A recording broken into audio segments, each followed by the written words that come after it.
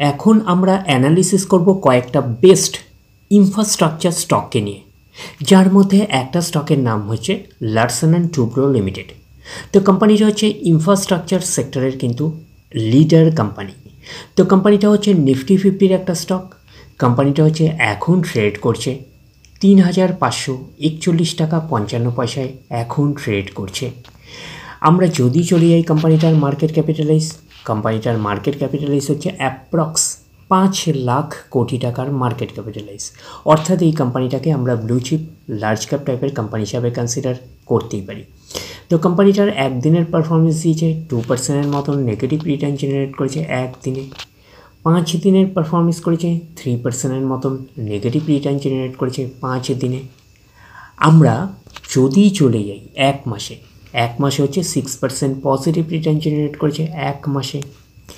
6 মাসের পারফরমেন্স দিয়েছে 21%-এর মতন পজিটিভ রিটার্ন জেনারেট করেছে 6 মাসে।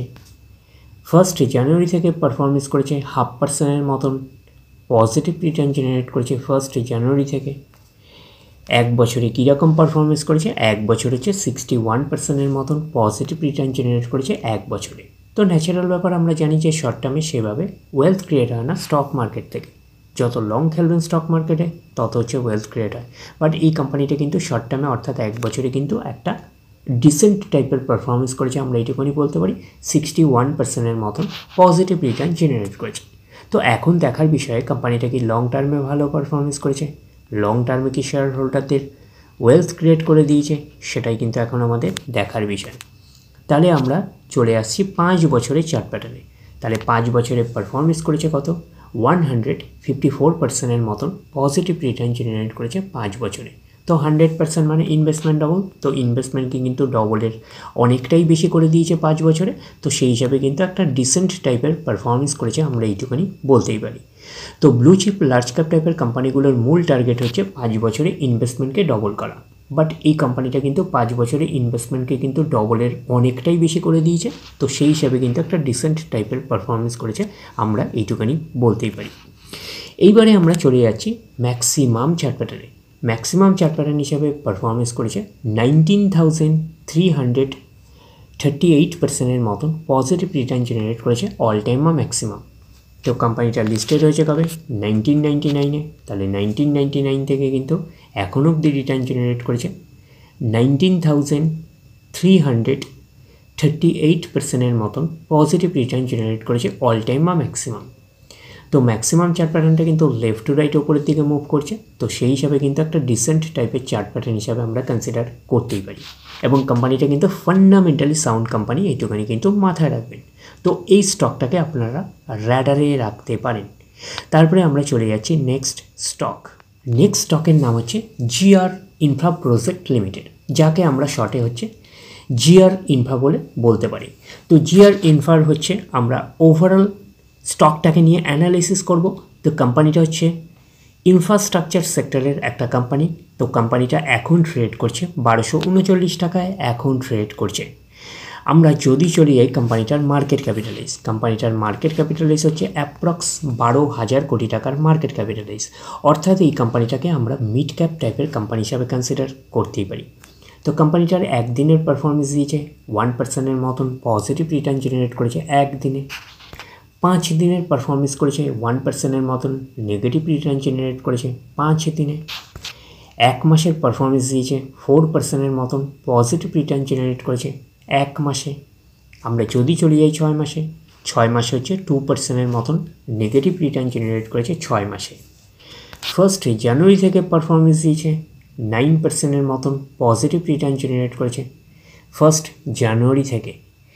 আমরা যদি চলে যাই এক বছরে, তো এক বছরে পারফরমেন্স দিয়েছে 22%-এর মতন পজিটিভ রিটার্ন জেনারেট করেছে এক বছরে। তো ন্যাচারাল ব্যাপার, আমরা জানি যে শর্ট টার্মে সেভাবে ওয়েলথ ক্রিয়েট হয় না স্টক মার্কেট থেকে।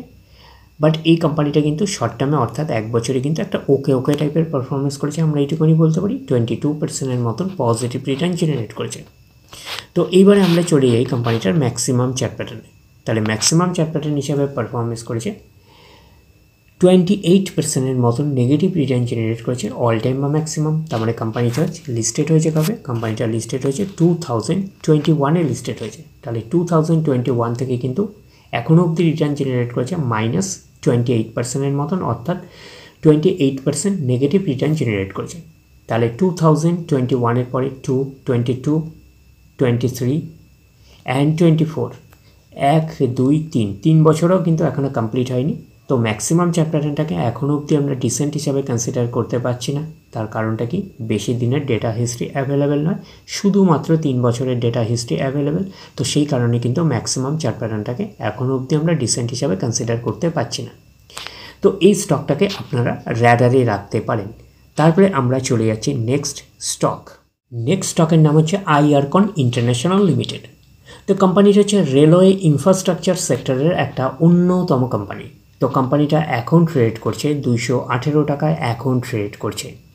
আমরা যদি চলি এই কোম্পানিটার মার্কেট ক্যাপিটালাইজ, কোম্পানিটার মার্কেট ক্যাপিটালাইজ হচ্ছে অ্যাপ্রক্স 20,000 কোটি টাকার মার্কেট ক্যাপিটালাইজ, অর্থাৎ এই কোম্পানিটাকে আমরা মিড ক্যাপ টাইপের কোম্পানি হিসাবে কনসিডার করতেই পারি। তো কোম্পানিটার একদিনের পারফরমেন্স দিয়েছে 5%-এর মতন, পজিটিভ রিটার্ন জেনারেট করেছে একদিনে। 5 দিনের পারফরমেন্স করেছে 2%-এর মতন, নেগেটিভ রিটার্ন জেনারেট করেছে 5 দিনে। 1 মাসের পারফরমেন্স দিয়েছে 6%-এর মতন, নেগেটিভ রিটার্ন জেনারেট করেছে 1 মাসে। আমরা যদি চলে যাই 6 মাসে, 6 মাসে হচ্ছে 52%-এর মতন পজিটিভ রিটার্ন জেনারেট করেছে 6 মাসে। 1 জানুয়ারি থেকে পারফরমেন্স দিয়েছে 25%-এর মতন, পজিটিভ রিটার্ন জেনারেট করেছে 1 জানুয়ারি থেকে। আমরা যদি চলে যাই 1 বছরে, তো 1 বছর হচ্ছে 303%-এর মতন পজিটিভ রিটার্ন জেনারেট করেছে 1 বছরে।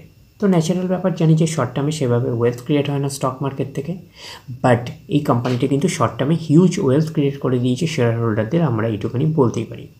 তো 100% মানে ইনভেস্টমেন্ট ডবল, তো ইনভেস্টমেন্টকে আমরা এইটুখানি বলতে পারি 4 গুণের কিন্তু বেশি করে দিয়েছে 1 বছরে। তো 1 বছরে অর্থাৎ শর্ট টার্মে হিউজ ওয়েলথ ক্রিয়েট করে দিয়েছে শেয়ার হোল্ডারদের, আমরা এইটুখানি বলতেই পারি। এইবারে আমরা চলে আসলাম 5 বছরের চার্ট প্যাটার্নে। তাহলে 5 বছরে পারফরমেন্স করেছে 443%-এর মতন পজিটিভ রিটার্ন জেনারেট করেছে 5 বছরে। তো আমরা এইটুকুনি বলতে পারি 5 বছরে হচ্ছে ইনভেস্টমেন্টকে কিন্তু 5.5 গুণের কিন্তু মতন করে দিয়েছে 5 বছরে। তো 5 বছরেও কিন্তু হিউজ ওয়েলথ ক্রিয়েট করে দিয়েছে শেয়ার হোল্ডারদের, আমরা এইটুকুনি বলতেই পারি। এইবারে আমরা চলে যাব কোম্পানিটার ম্যাক্সিমাম চার্ট প্যাটার্নে। তাহলে ম্যাক্সিমাম চার্ট প্যাটার্ন হিসাবে পারফরমেন্স করেছে 425%-এর মতন পজিটিভ রিটার্ন জেনারেট করেছে অল টাইম বা ম্যাক্সিমাম। তো কোম্পানিটা লিস্টেড হয়েছে 2018-এ লিস্টেড হয়েছে। তাহলে 2018 থেকে এখনও অবধি রিটার্ন জেনারেট করেছে 425%-এর মতন পজিটিভ রিটার্ন জেনারেট করেছে। তো 18-এর পরে 19, 20, 21, 22, 23 অ্যান্ড 24, 1, 2, 3, 4, 5, 6, তার মানে সেপ্টেম্বর মাস আসলে কিন্তু 6 বছর কমপ্লিট হবে। তো অ্যাপ্রক্স হচ্ছে 5.5 বছরের চার্ট প্যাটার্ন হিসাবে আমরা কনসিডার করতে পারি। তো ম্যাক্সিমাম চার্ট প্যাটার্নটাকে এখনও অবধি আমরা ডিসেন্ট হিসাবে কনসিডার করতে পারছি না। তার কারণটা কি, বেশি দিনের ডেটা হিস্ট্রি অ্যাভেলেবেল নয়, শুধুমাত্র 5.5 বছরের ডেটা হিস্ট্রি অ্যাভেলেবেল। তো সেই হিসাবে কিন্তু ম্যাক্সিমাম চার্ট প্যাটার্নটাকে এখনও অবধি আমরা ডিসেন্ট হিসাবে কনসিডার করতে পারছি না। বাট এইটুকুনি বলতে পারি 5.5 বছরের পারফরমেন্স হিসাবে কিন্তু একটা ডিসেন্ট টাইপের পারফরমেন্স করেছে, হিউজ ওয়েলথ ক্রিয়েট করে দিয়েছে শেয়ার হোল্ডারদের, আমরা এইটুকুনি বলতেই পারি। তো কোম্পানিটা কিন্তু ফান্ডামেন্টালি সাউন্ড কোম্পানি, তো এই কোম্পানিটাকে আপনারা র্যাডারে রাখতে পারেন। তারপরে আমরা চলে যাচ্ছি নেক্সট স্টক। নেক্সট স্টকের নাম হচ্ছে রাইটস লিমিটেড। তো কোম্পানিটা হচ্ছে ইনফ্রাস্ট্রাকচার রিলেটেড কাজ করছে। তো কোম্পানিটা হচ্ছে এখন ট্রেড করছে 623 টাকা 60 পয়সায় এখন ট্রেড করছে। আমরা যদি চলি এই কোম্পানিটার মার্কেট ক্যাপিটালাইজ, কোম্পানিটার মার্কেট ক্যাপিটালাইজ হচ্ছে অ্যাপ্রক্স 15,000 কোটি টাকার মার্কেট ক্যাপিটালাইজ, অর্থাৎ এই কোম্পানিটাকেও আমরা মিড ক্যাপ টাইপের কোম্পানি হিসাবে কনসিডার করতেই পারি। তো কোম্পানিটার একদিনের পারফরমেন্স দিয়েছে 3%-এর মতন, নেগেটিভ রিটার্ন জেনারেট করেছে একদিনে। 5 দিনের পারফরমেন্স করেছে 16%-এর মতন, নেগেটিভ রিটার্ন জেনারেট করেছে 5 দিনে। আমরা যদি চলি এই 1 মাসে, 1 মাসে হচ্ছে 17%-এর মতন নেগেটিভ রিটার্ন জেনারেট করেছে 1 মাসে। 6 মাসের পারফরমেন্স দিয়েছে 22%-এর মতন পজিটিভ রিটার্ন জেনারেট করেছে 6 মাসে। 1 জানুয়ারি থেকে পারফরমেন্স করেছে 24%-এর মতন পজিটিভ রিটার্ন জেনারেট করেছে 1 জানুয়ারি থেকে। আমরা যদি চলি এই 1 বছরে, তো 1 বছর হচ্ছে 75%-এর মতন পজিটিভ রিটার্ন জেনারেট করেছে 1 বছরে। তো ন্যাচারাল ব্যাপার, আমরা জানি যে শর্ট টার্মে সেভাবে ওয়েলথ ক্রিয়েট হয় না স্টক মার্কেট থেকে। যত লং খেলবেন স্টক মার্কেটে তত হচ্ছে ওয়েলথ ক্রিয়েট হয়। বাট এই কোম্পানিটা কিন্তু শর্ট টার্মে অর্থাৎ 1 বছরে কিন্তু একটা ডিসেন্ট টাইপের পারফরমেন্স করেছে, আমরা এইটুখানি বলতে পারি। 75%-এর মতন পজিটিভ রিটার্ন জেনারেট করেছে। তো এইবারে আমরা চলে আসছি ম্যাক্সিমাম চার্ট প্যাটার্ন বলতে 5 বছরের চার্ট প্যাটার্নে চলে আসলাম। তো 5 বছরের পারফরমেন্স করেছে 204%-এর মতন পজিটিভ রিটার্ন জেনারেট করেছে 5 বছরে। তো 100% মানে ইনভেস্টমেন্ট ডবল। তো ইনভেস্টমেন্টকে আমরা এইটুখানি বলতে পারি 3 গুণের কিন্তু বেশি করে দিয়েছে 5 বছরে। তো 5 বছরে কিন্তু হিউজ ওয়েলথ ক্রিয়েট করে দিয়েছে শেয়ার হোল্ডারদের, আমরা এইটুখানি বলতে পারি একটা ডিসেন্ট টাইপের পারফরমেন্স করেছে, আমরা এইটুখানি বলতেই পারি। এইবারে আমরা চলে আসছি ম্যাক্সিমাম চার্ট প্যাটার্ন। তাহলে ম্যাক্সিমাম চার্ট প্যাটার্ন হিসাবে পারফরমেন্স করেছে 295%-এর মতন পজিটিভ রিটার্ন জেনারেট করেছে অল টাইম বা ম্যাক্সিমাম। তো কোম্পানিটা লিস্টেড হয়েছে কবে? 2018-এ। তাহলে 2018 থেকে কিন্তু এখনও অবধি রিটার্ন জেনারেট করেছে 295%-এর মতন পজিটিভ রিটার্ন জেনারেট করেছে অল টাইম বা ম্যাক্সিমাম।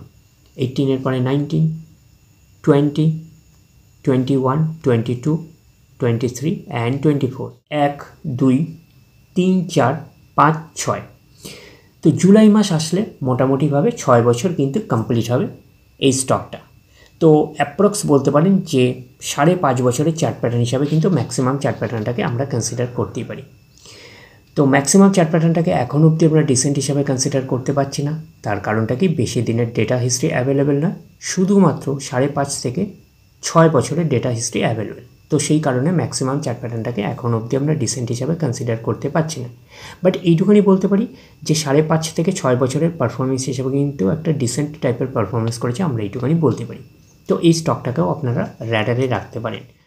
ওভারঅল আমরা 4টে বেস্ট ইনফ্রাস্ট্রাকচার স্টককে নিয়ে অ্যানালিসিস করলাম। একটা হচ্ছে রাইটস, লারসেন অ্যান্ড টুব্রো, জিআর ইনফ্রা অ্যান্ড আইআরকন। এই 4টে স্টককে আপনারা র্যাডারে রাখতে পারেন। ডিরেক্টলি গিয়ে জাম্প করে বাই করবেন না, ফার্দার স্টাডি করুন। আফটার দ্যাট হচ্ছে আপনারা ডিসাইড করবেন কোন স্টকটা বাই করবেন কি করবেন না।